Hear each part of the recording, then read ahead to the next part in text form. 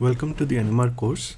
So the name of this course is Fundamentals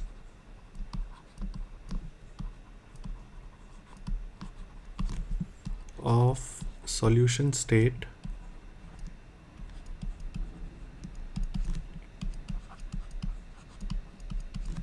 NMR Spectroscopy.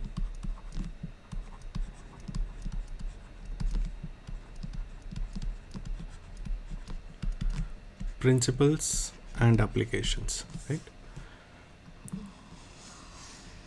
So I want to make it clear that at the very starting that this course is not about uh, applications of NMR for solving small molecule problems. So here we will not be discussing that. So if you think that, or if you want to understand that, so this is not the course. So for example, that particular subject is covered in structural methods and analysis course. So this course is more about how do we understand various basic concepts of how NMR spectroscopy works, or we can also say how different NMR experiments work, and then we will be discussing some of the applications, but those applications will be related to biological molecules, so experiments which are carried out to characterize biological molecules and all.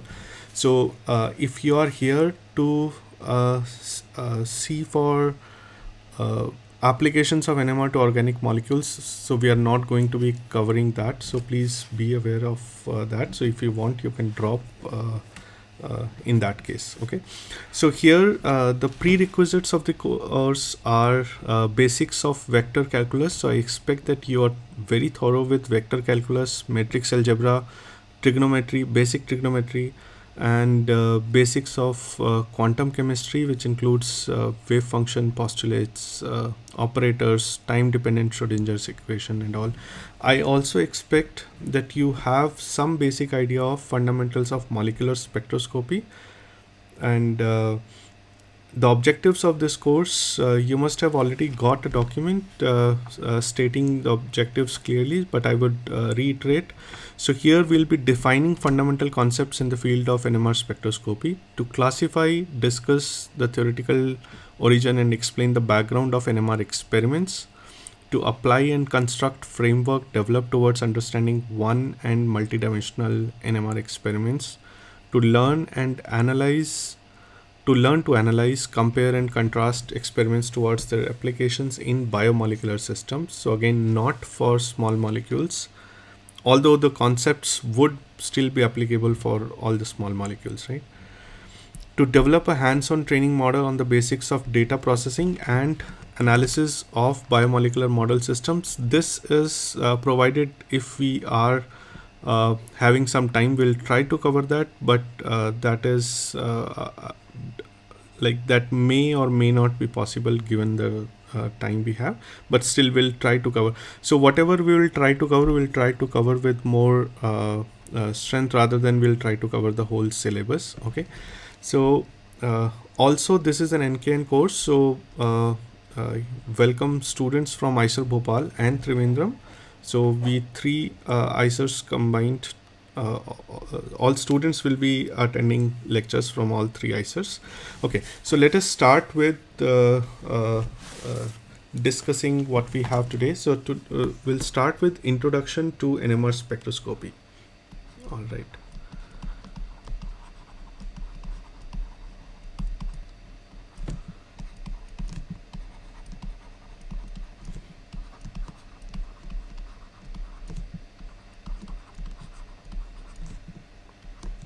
Okay, what do we have? What do we understand by NMR spectroscopy? So before we actually go for NMR spectroscopy, let us try to understand what is spectroscopy. Okay, so what is spectroscopy? So I understand for some of you it might be a repetition, but we'll just spend one day to cover a little bit of basics so that everyone is on same page. So spectroscopy is a study of interaction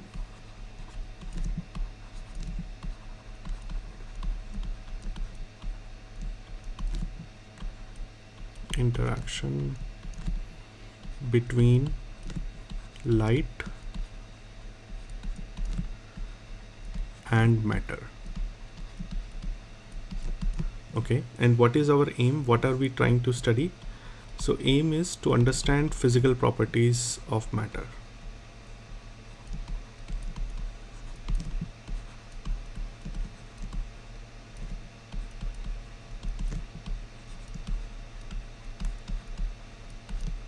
Okay, and what kind of electromagnetic radiation or what kind of light we are talking about?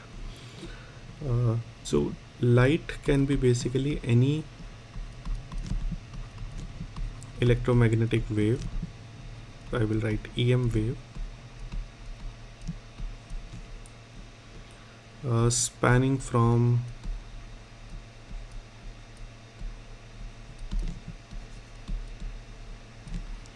radio waves, that's the lowest in energy, to all the way to gamma waves, right? Okay, or gamma rays, you can say.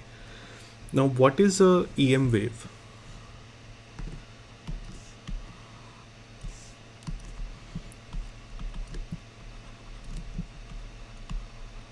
So how do we define a EM wave? So it's a simple harmonic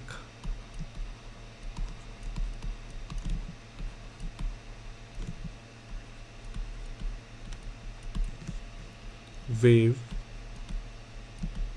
of electric and magnetic field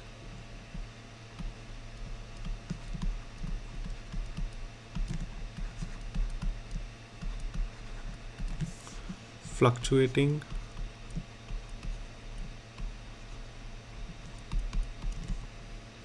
orthogonal to each other.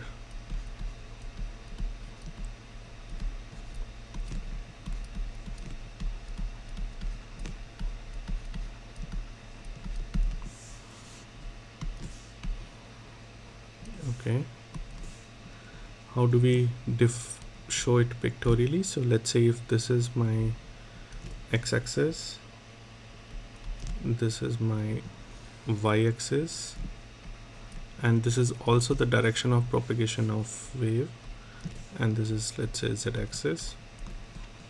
This is in right-handed coordinate system. So the electric field oscillations can be shown like this. It's a sine wave, but sorry for this bad drawing. Okay, and then let me see if I can draw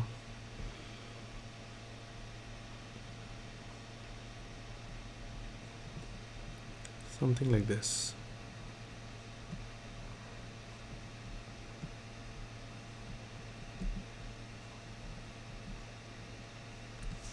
So where the wave which is marked in red is actually going in XY plane, and the one which is marked in black is going in YZ plane.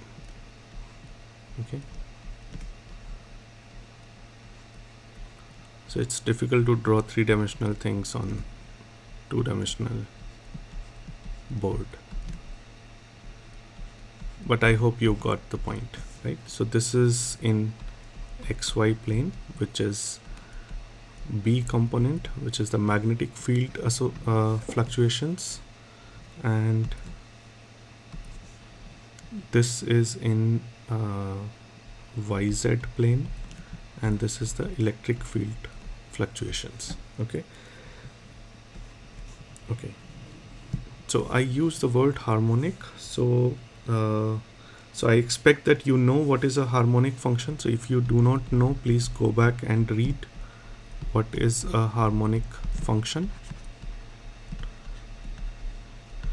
So whenever I'm using results from the prerequisites, for example, vector calculus, matrix algebra, trigonometry, quantum chemistry, I will be using results directly from there, and I will not go into derivations of those results. So please be clear about that. That prerequisites means you know all those things. Okay, so results from those will be directly taken as is. All right. Okay, so let us say what is a wave. So wave is a harmonic function. So again, go back and read if you do not know what is a harmonic function. And any simple wave or harmonic function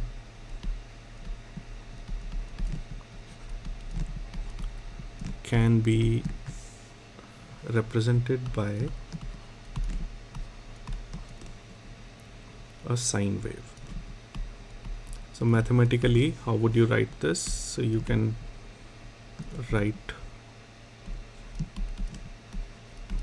a simple wave by a sine theta, right? Okay.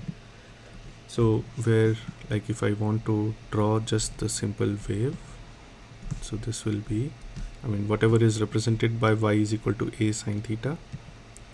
So this is my sine part, sine theta part, and up to this is the amplitude, which is a, all right, the height.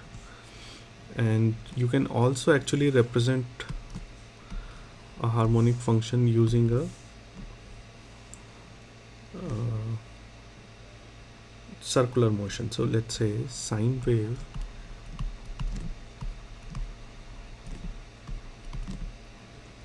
is a periodic function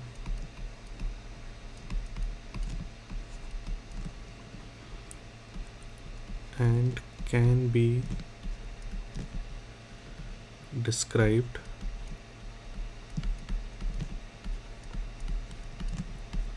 in terms of a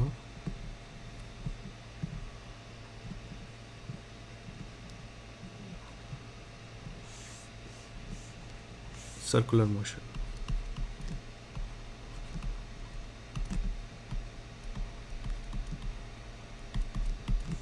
Okay, how do you show it pictorially? So let us see. So you have basically, let's draw x and y, and then you draw a circle over here. Again, it's far from a circle, but okay. And this is a vector which is rotating, describing the circle, and this is at initially it is forming an angle theta, and the length of this vector is going to be a. So now the value of y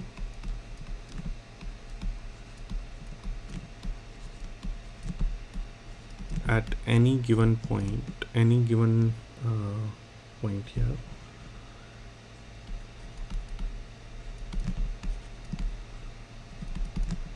is projection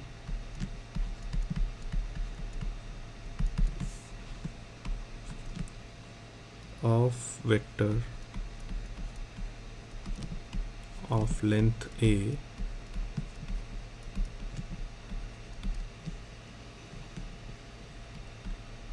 on the y-axis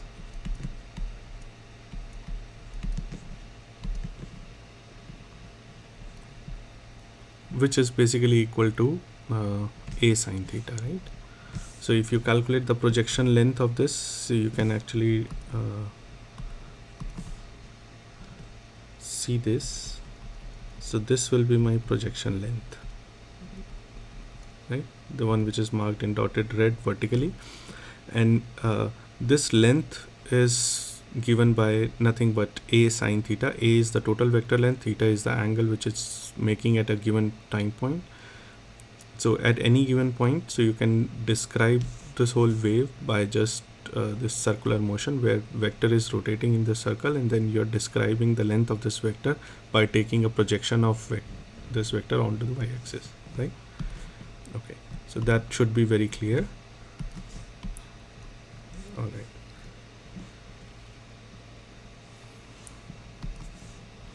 So theta can also be described in terms of angular frequency with which the vector is rotating, right? So this vector is rotating, and theta can be described in terms of angular frequency. So this theta can be written as omega t. Okay, so omega is the angular frequency and t is the time which is elapsed. Okay, so thus you can actually write, this implies that y can be written as a sine omega t,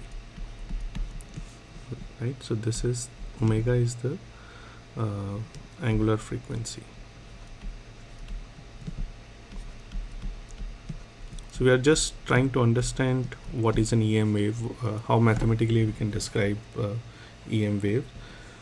And now a general description, if we want to see, of an EM wave. So we can also write it as y is equal to a sine omega t minus kx.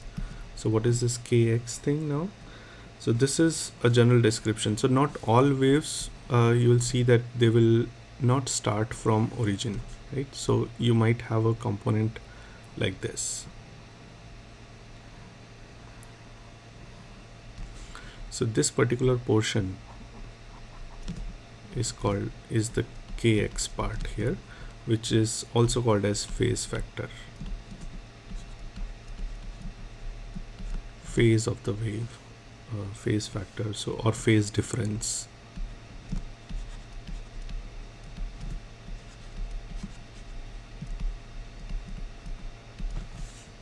Right, and where k is equal to 2 pi by lambda, where lambda is the wavelength.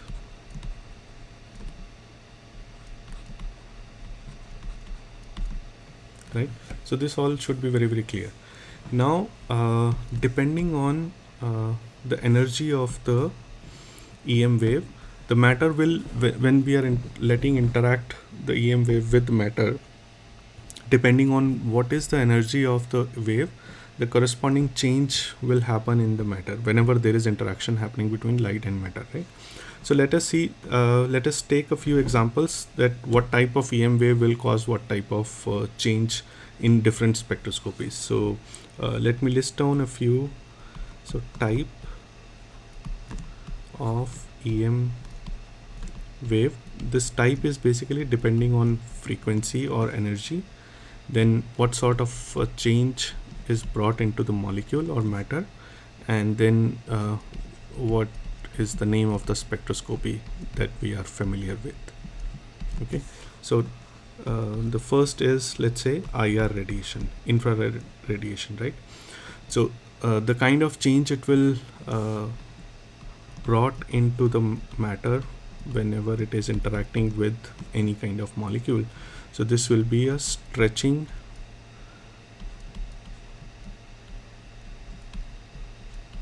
of bonds or bending of bond angles.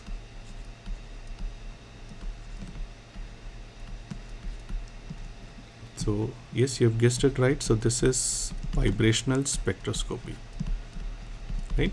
So all of you must be aware of this if you have gone through any basic course in spectroscopy. Okay. Second is microwave. This is the same microwave that is used to heat food in your kitchens. So this causes change in rotation of molecules. We will see what is rotation and all. Rotation of molecules, and this is called as rotational spectroscopy. Right? Then third is UV or visible light. So all of these are EM waves, just that their frequencies are different. So they lie at a different region of electromagnetic spectrum, right? This all you are aware of. So UV visible light, you cause a change in electronic distribution.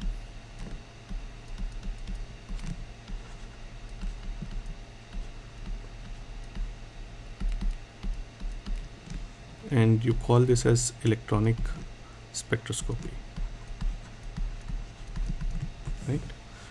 And the fourth one is, which we are going to learn more deeper, so the kind of radiations required to carry out this is radio waves.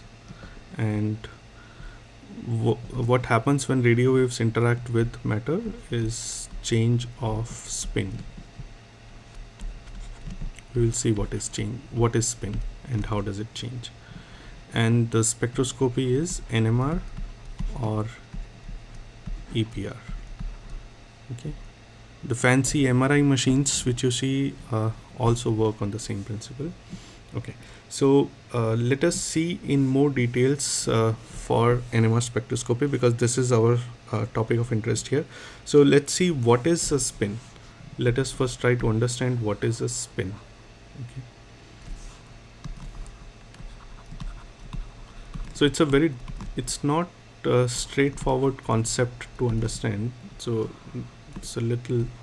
there is little abstractness to this concept, because you can't really feel, or you can't really see the spin. Okay, you can only see the effects of spin. But let's see. So to understand what is spin, let us first see what is rotation, because once you understand rotation, then you understand spin better. Okay, so let us first see what is rotation. So how many what is the minimum number of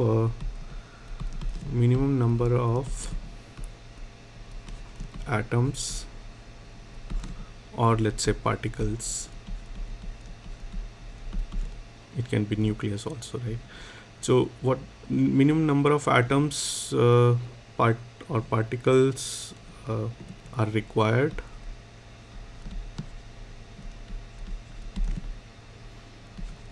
for a system to rotate?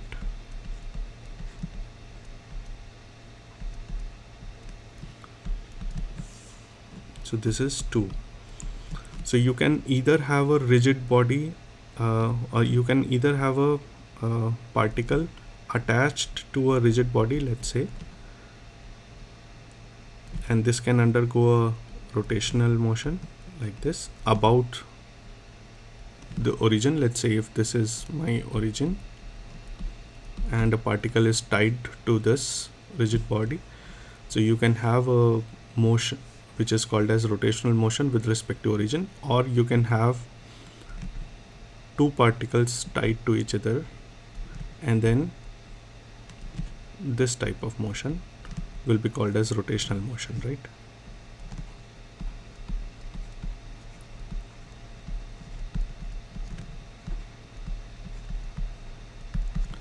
Now whenever a system is rotating, it will have something called as angular momentum.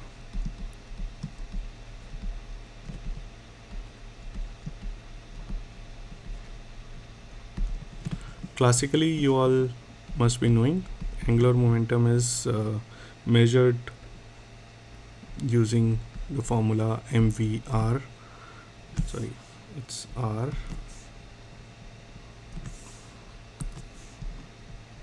And it's a vector quantity, so you can actually write it as r cross p. Okay, L is equal to, so this is classical angular momentum, and it can take any value. So what is r, what is p? So let's say if we have here,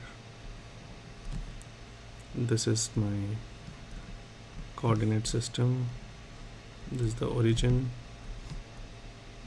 this is a particle which is making a distance as r, and if this is my velocity, this is the mass of the particle, then mv will be the momentum, and you will have r cross p. So r cross p will give you classic angular momentum, right? And angular momentum, because it's a cross product, it will go perpendicular to the plane of this board. So angular momentum direction will be perpendicular to the plane of the r and v. Okay, so that's how the angular momentum is defined.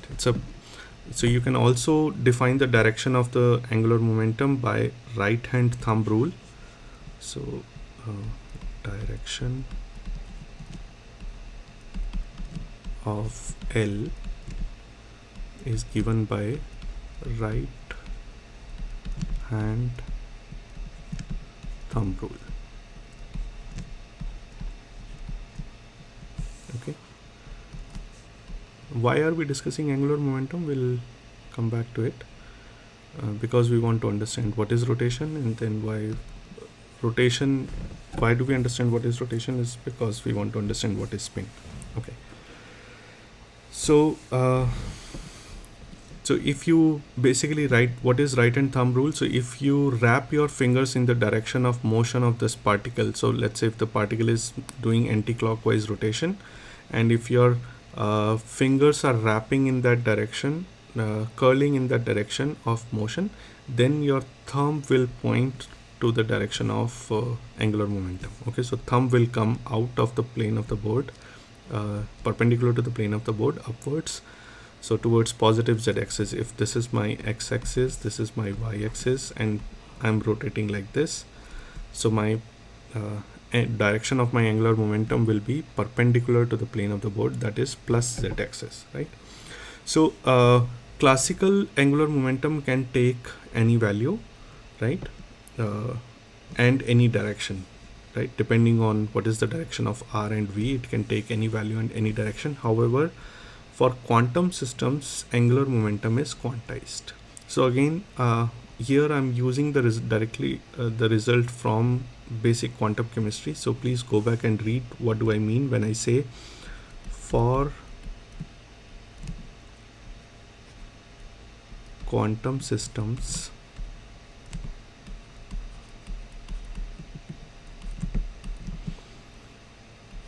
angular momentum is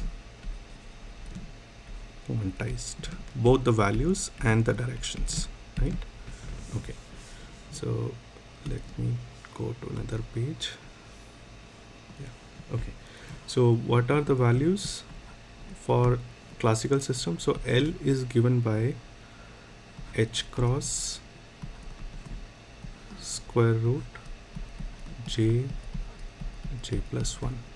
Again, we are not going to go into the details. I'll just write down what is what. Please go back and look your quantum chemistry notes for what is what. How do you get to this situation? So L is total angular momentum,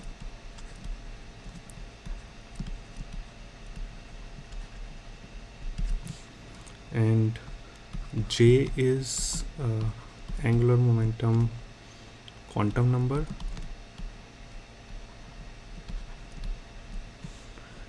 h cross is h upon 2 pi, where h is nothing but Planck's constant,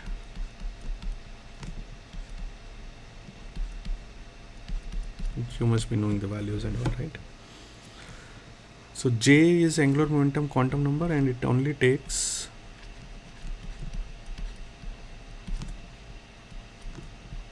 integral values.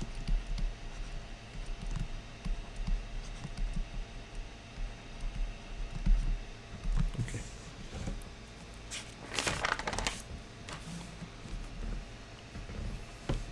So a quantum system can be in different states with total angular momentum values of, let's say, so let's try to keep different values for J.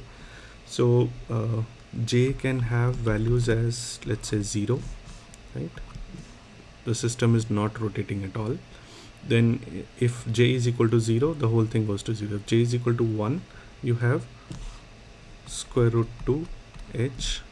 If J is equal to 1. So if J is equal to 2, it will be 2 into 3. So you will have square root 6 h cross, and so on, right? So this whole thing basically determines how fast a molecule is rotating, right? Because this only gives you the total angular momentum. So this is not J, this is L. So for J is equal to 0, this is for J is equal to 1, this is for J is equal to 2.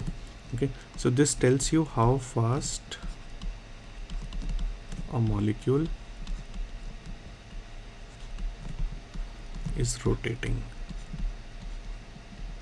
It doesn't tell you anything about the direction, the value of the L, right? So and the value of J also, it doesn't tell you anything about the direction, the or the orientation of the axis of rotation. So the orientation of axis actually comes from another quantum number, which is called as azimuthal quantum number.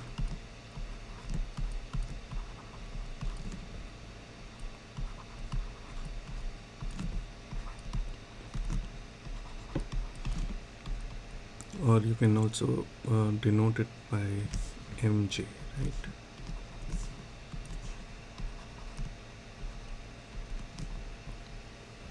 So which takes the values from minus j to plus j in integral steps.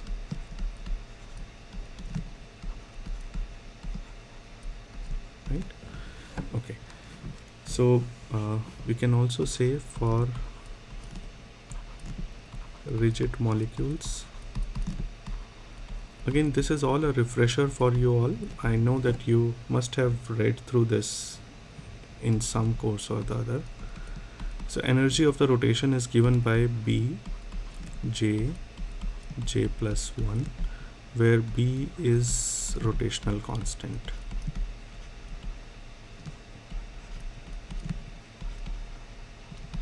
This also you would have covered in your fundamentals of molecular spectroscopy course. What is B and how do you measure B? Actually, you can actually calculate B using vibrational spectroscopy or also by rotational spectroscopy, and get to know the internuclear distances of different molecules, right? Different diatomic molecules.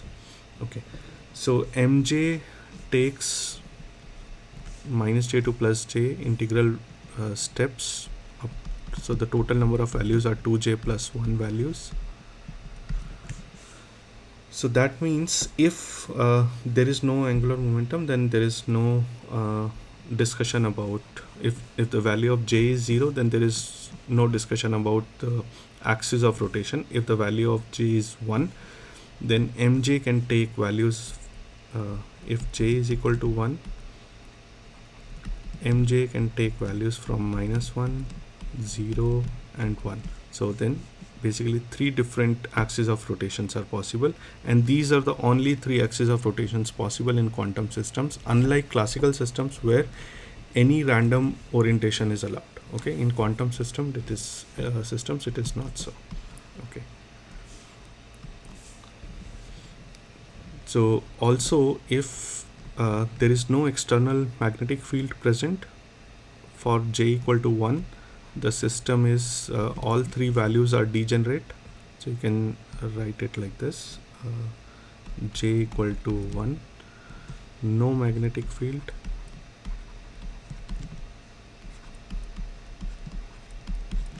and if you apply an external magnetic field, you have 3 different energy levels with mj equal to minus 1, 0 and 1, right?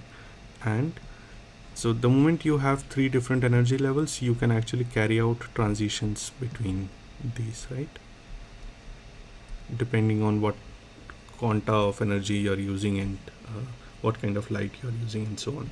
And this splitting of energy levels is called as Zeeman splitting.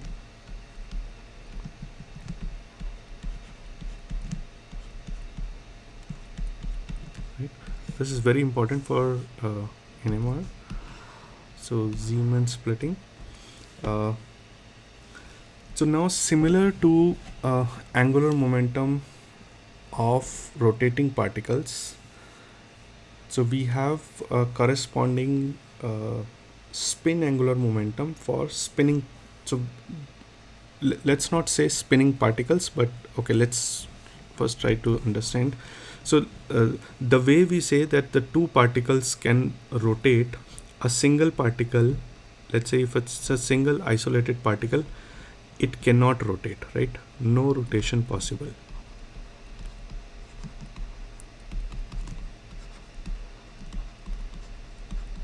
I mean, rotation is possible, but then it is not called as rotation, it is actually called as spinning.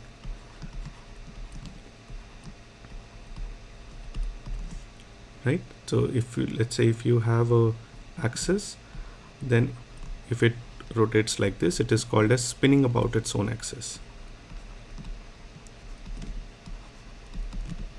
Its axis. Okay. But for quantum particles, the particles are not spinning, they just have something called as spin angular momentum. Okay, so I will say for quantum particles,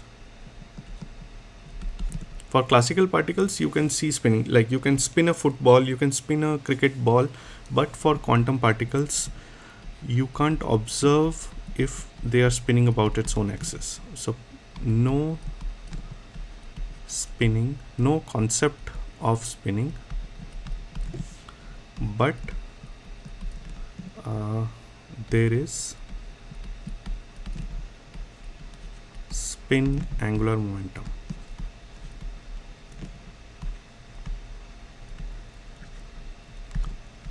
So like you cannot ask a question that what is the origin of spin angular momentum. It's a fundamental property, or we can say we don't know yet if there is a spinning going on or not, because we have not been able to, or physics has not been able to measure that spinning, right? So what we can say that spin angular momentum is a fundamental property, just like mass and charge. However, mass and charge you can actually feel, right? So for example, if you pick up anything, so if I'm picking up this pen, I know that it is made up of particles which have mass, and all this mass combined together to give me plus minus some binding energy and all, right? Mass of the pen. So mass is a fundamental property of a particle which makes it to the classical world. Similarly, charge is also a fundamental property of particles which also makes it to the classical world. For example, if I'm rubbing comb on my hair, then it will be able to attract pieces of paper. This simple experiment you must have done in your school, right? So that is because of separation of charges. So you know that there is a thing called separation of charges. You can see the effect of those. So you understand that there is a charge associated with particles. So similarly, there is a spin angular momentum associated with particles. However, there is no spin, because spin does not make it to the classical world. So basically it is because of when particles fill up various energy levels, they pair up and cancel the overall spin, and this comes as a result of Pauli's exclusion principle, which states that no two fermions can have same quantum state, right? So spin is a fundamental property,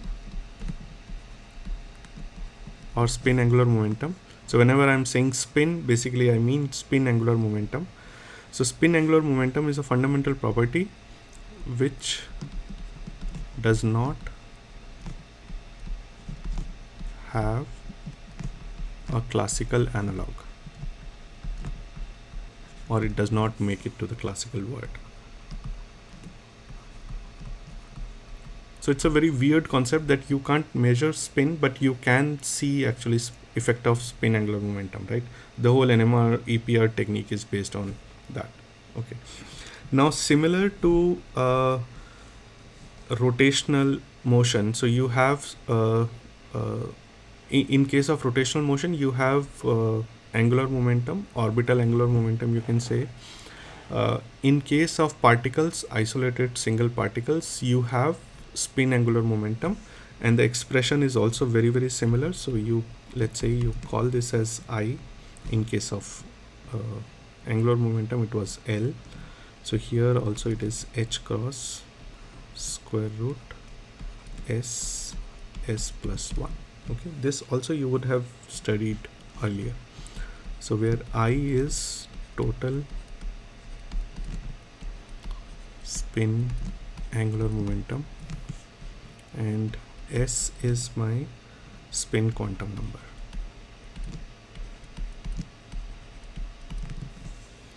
Right? For some particles, S can be 0, 1, 2, 3, and so on. And these particles are called as integral. When spin is integral, so you call them as bosons. You must have learned this earlier. And for some particles, spins can be half integral.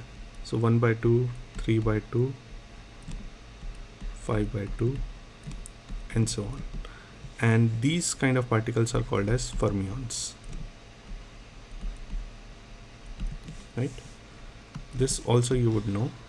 So this is just a repetition. So again, just to reiterate, spin is a fundamental property of any quantum particle and has no macroscopic parallel, unlike mass and charge, and it is difficult to visualize. So do not even try to visualize. Take it as a empirical property or a fundamental property, and do not ever believe the books which show a particle spinning about its own axis. There is no such concept of particles spinning about its own axis. Okay, there is just spin or spin angular momentum. All right, so I think this is for all. This is all for today, and we'll discuss combination of angular momentums in next class, and then we'll further go on with nuclear Zeeman splitting, and we'll also see what is a spin precessional motion. So that is all for today. So see you guys in next class.